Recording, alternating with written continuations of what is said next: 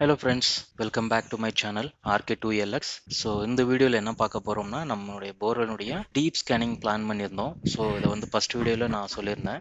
So before motor fix பண்ணுறதுக்கு முன்னாடி நம்ம டீப் ஸ்கேனிங் பண்ணலான்ட்டு ஸோ அதை தான் ஸ்டார்ட் பண்ணியிருந்தோம். அண்ட் நம்மளுடைய ஃபர்ஸ்ட் பார்ட் பார்த்துருந்தீங்கன்னா தெரிஞ்சிருக்கும். போர்வெல்னுடைய ஒரு 70 to 80 ஃபீட்டில் வந்து பைப்பினுடைய ஒரு பிளாஸ்டிக் பீஸ் வந்து ஸ்டக்காக இருந்தது. ஸோ அந்த பீஸ் நமக்கு இந்த செகண்ட் பார்ட்டில் வந்து ஒரு பெரிய வில்லனாக வந்து அமைஞ்சிருக்கு. ஸோ நீங்கள் இங்கே பார்த்தீங்கன்னா தெரியும். கேமரா ஆக்சுவலாக வந்து ஆல்மோஸ்ட் ஒரு 100 ஃபீட்டில் வந்து எந்த விதமான ஒரு சப்போர்ட் இல்லாமல் வந்து கீழே விழுந்துருச்சு. ரீசன் என்னன்னு பார்த்தீங்கன்னா, நான் கேமரா கீழே ட்ராப் பண்ணும்போது ஆக்சுவலாக வந்து கம்ப்ளீட்டாக கீழே இறங்கல. அந்த பிளாஸ்டிக் மேலே போய் உக்காந்து இருந்தது. ஆல்மோஸ்ட் ஒரு 190 and 200 ஃபீட்டில் வந்து கேபிள் உள்ள இறக்கியாச்சு. பட் ஆனால் கேமரா வந்து ஸ்டக்காக இருந்தது. அது தெரியல. சடனாக ஒரு பெரிய சவுண்டு கேட்டது. என்னன்னு பார்த்தீங்கன்னா, கேமரா வந்து ட்ராப் ஆயிடுச்சு. அந்த பிளாஸ்டிக்லேருந்து ட்ராப் ஆகி கீழே மொத்தமாக வந்து விழுந்திருக்கு. அதை நீங்கள் அந்த ஸ்லோ மோஷனில் பார்த்துருப்பீங்க. போய் விழுந்த ஸ்பீடில் கனெக்ட் பண்ணியிருந்த டார்ச் வந்து கலண்டுருச்சு. ஸோ அது கம்ப்ளீட்டாக கலண்டதுனால வந்து நம்மளால வந்து கேமரா கிளியாரிட்டி வந்து கிடைக்கல. அண்ட் வந்து மறுபடியும் வந்து அதை புல் பண்ணவும் முடியல. ஸோ அதை ஒரு ½ பொறுமையாக புல் பண்ணி நிதானமாக எடுத்தப்பறம் தான் வந்து நமக்கு கேமரா கிடைச்சிது. நீங்கள் இப்போ பார்த்தீங்கன்னா தெரியும். முடிஞ்ச அளவுக்கு நம்ம எந்த அளவுக்கு கீழே ட்ராப் பண்ண முடியுமோ அந்த அளவுக்கு கேமரா விட்டு நம்ம செக் பண்ணியிருக்கோம். பட் இருந்தாலும் வந்து ஸோ அங்கங்கே கேமரா புல் பண்ண முடியாதனால வந்து அங்கங்கே கொஞ்சம் பிரச்சனை இருந்தது. பட் ஸ்டில் முடிஞ்ச வரைக்கும் நம்ம கேமரா உள்ள ட்ராப் பண்ணியிருக்கோம். ஓரளவுக்கு நமக்கு கிளாரிட்டி கிடச்சிருக்கு. பட் இருந்தாலும் வந்து டார்ச்சினால் வந்து டார்ச்சர் அதிகமாகிடுச்சு.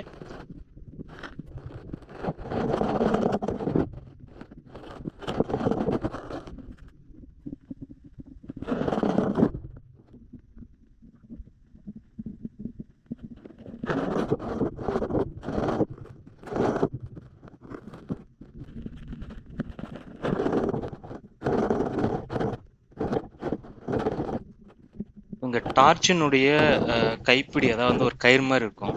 அதை வந்து மேலே கேமராவோட அட்டாச் பண்ணியிருந்தேன். அது நான் கேமரா மேலே எடுத்து பார்க்கும்போது தான் வந்து கிளியராக தெரிஞ்சுது. ஆக்சுவலாக அது கட்டாக இருக்கிறது. ஏன்னா அந்தளவுக்கு வந்து வெர்டிக்கலாக கனெக்ட் பண்ண அந்த டார்ச் வந்து ஹரிசாண்டல் ஸ்லைடிங்கில் போயிட்டு மாட்டியிருந்தது. ஸோ நீங்கள் பார்த்தா தெரியுங்க, அந்த பிளாக் கலருக்கு பாருங்கள், அந்த கேபிள் வந்து டார்ச்சினுடைய இங்கே ஹேண்டிலுக்காக கனெக்ட் பண்ணுறது. அந்த கேபிள் கட் ஆகிற அளவுக்கு வந்து நம்ம வந்து ஃபுல் பண்ணதுனால தான் வந்து கேமரா மேலே வந்துச்சு. இந்த டார்ச் வந்து ஆக்சுவலாக வந்து கேமராவோட ஜாயின் பண்ணி டேப் அடிச்சிருந்தது. அதனுடைய ஹேண்டில் அந்த கயிறும் கட் ஆகிருக்கு. ப்ளஸ் வந்து ஆல்மோஸ்ட் நியர் கீழே இறங்கிட்டு இருக்கு டார்ச். ஸோ இந்த ஒரு காரணத்துக்காக தான் வந்து அந்த கிளாரிட்டி கிடைக்கல. ப்ளஸ் வந்து கேமராவும் ½ வந்து உள்ளே மாட்டிக்கிச்சு. பட் ஃபைனலி வந்து முடிஞ்ச வரைக்கும் புல் பண்ணி எடுத்தனால கேமராக்கு நமக்கு கிடைச்சிருச்சு. அண்ட் சேம் டைம் வந்து நமக்கு மெட்டீரியலும் வந்து நமக்கு டெலிவரி பண்ணாங்க வீட்டில் இன்ஸ்டால் பண்ணுறதுக்காக. ஸோ நம்ம வாங்கியிருக்கிற மோட்டர் பார்த்தீங்கன்னா 3 HP 40 ஸ்டேஜ்.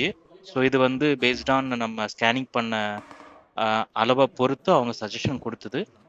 அண்ட் நம்ம இந்த மோட்டரை பிளேஸ் பண்ணியது பார்த்தீங்கன்னா 740 ஃபீட்டில் வந்து பிளேஸ் பண்ணியிருக்கோம். அண்ட் டோட்டலாக வந்து 74 பைப்ஸ் வந்து நம்ம வந்து இறக்கியிருக்கோம்.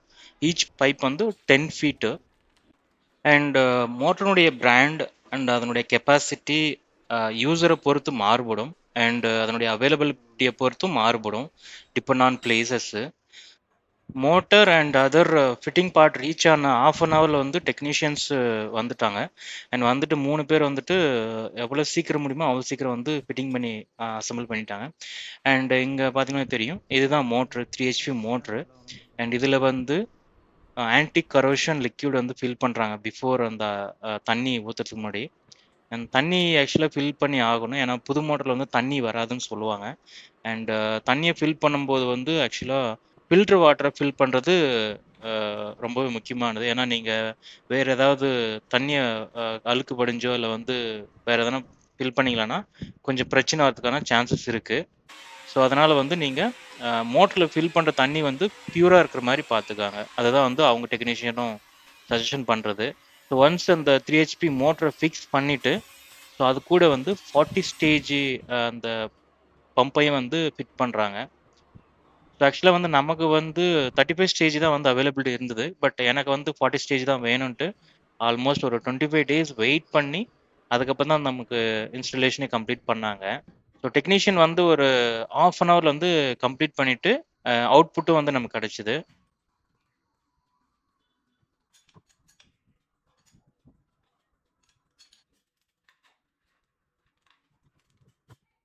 வந்த டெக்னீஷியன் எல்லாருமே வந்து நீட்டாக அண்ட் க்ளீனாக வந்து பம்பை வந்து இறக்கி அண்ட் அவுட்புட்டை வந்து காட்டினாங்க. பிகாஸ் இந்த பம்ப் வந்து நம்ம வந்து இறக்குறது வந்து வீட்டுக்கு உள்ளே இருக்கிறோம். ஸோ அதனால் வந்து வீட்டில் வந்து எந்த விதமான டஸ்ட்டோ இல்லை அசுத்தம் பண்ணக்கூடாது இல்லையா? ஸோ அதை வந்து அவங்க கிளியராக பார்த்துக்கிட்டாங்க. அண்ட் சின்ன சின்ன விஷயமும் வந்து கரெக்டாக செஞ்சாங்க. அண்ட் டெக்னீஷியன் வந்து அவங்களுடைய ஒர்க்கை பர்ஃபெக்டாக முடிச்சாங்க.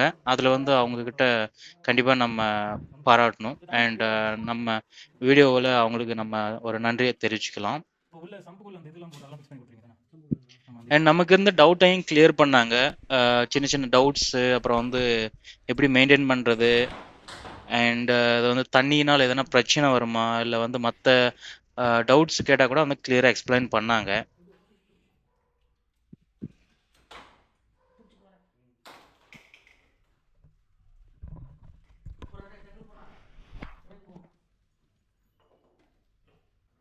ஸோ நம்ம வாங்கியிருக்கிற motor and other fittings, cable, pipe எல்லாமே வந்து அக்வா குரூப் ஆஃப் கம்பெனிஸ் ஓனுட மோட்டார் தான், பெரிய பார்ட்ஸ் தான் நம்ம வாங்கியிருக்கிறோம். எல்லாமே வந்து ஒரே ஒரு கடையில் தான் வாங்கியிருக்கிறோம்.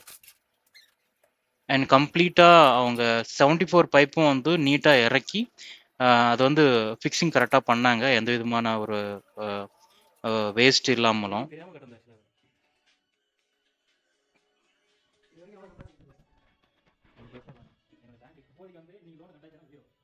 கேபிள் அண்ட் வயர்ஸு, எக்ஸ்ட்ரா அந்த வயர்ஸ் எல்லாமே வந்து நீட்டாக வந்து எடுத்து அதை வந்து உள்ளேயே பம்புக்குள்ளேயே ஃபிக்ஸ் பண்ணுற மாதிரி பண்ணிட்டாங்க. வெளியில் வந்து எந்த விதமான எக்ஸ்ட்ரா பார்ட்ஸும் தெரியாத மாதிரி ஒன்லி அவுட்புட் மட்டும் வந்து கனெக்ட் ஆகிற மட்டும் கனெக்ஷன் பண்ணி காட்டியிருந்தாங்க.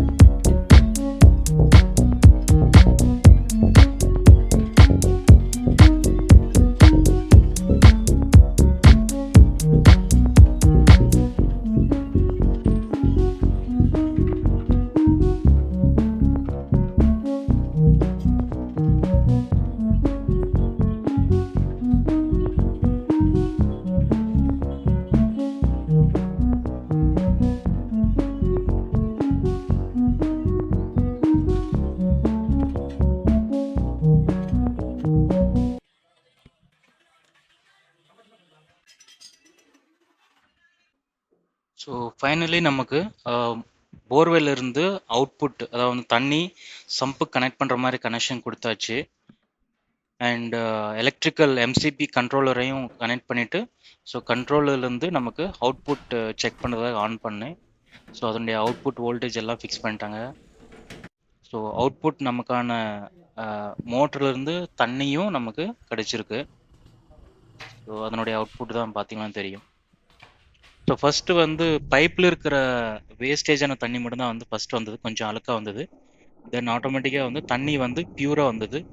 ரீசன் என்னென்னா, நம்ம வந்து போர் போட்டு 1.5 இயர்ஸ் மேலே ஆச்சு. ஸோ அதனால் வந்து எந்த விதமான அழுக்கும் உள்ள கிடையாது. அண்ட் தண்ணியும் பார்த்திங்கன்னா கிளியராக இருக்குது. ஸோ ஃப்ரெண்ட்ஸ், இந்த பதிவு உங்களுக்கு பிடிச்சிருக்குன்னு நம்புகிறேன். ஸோ இதில் ஏதாவது நம்ம மிஸ் பண்ணியிருந்தா இல்லை வந்து ஏதாவது ஆட் பண்ணியிருந்தா கண்டிப்பாக கமெண்ட்டில் சொல்லுங்கள். அண்ட் அந்த வீடியோ பிடிச்சிருந்தா மறக்காமல் லைக் பட்டனை ப்ரெஸ் பண்ணி விடுங்க. அண்ட் மற்றவங்களுக்கு ஒருவேளை யூஸ்ஃபுல்லாக இருக்கும் அப்படின்னு நினச்சிங்களான்னா ஷேர் பண்ணுங்கள். அண்ட் மறக்காமல் நம்ம சேனலை சப்ஸ்கிரைப் பண்ணுங்கள். தேங்க்ஸ் ஃபார் வாட்சிங்.